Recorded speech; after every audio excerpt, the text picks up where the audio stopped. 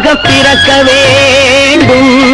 அவன் காதலித்து வேதனையில் வாட வேண்டும். பிரிவென்னும் கடலினிலே மூழ்க வேண்டும்.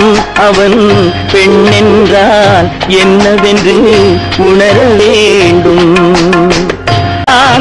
எத்தனை பெண் படைத்தான், எல்லோர்க்கும் கண் படைத்தான். அத்தனை கண்களிலும் ஆசை என்னும் விஷம் கொடுத்தான்.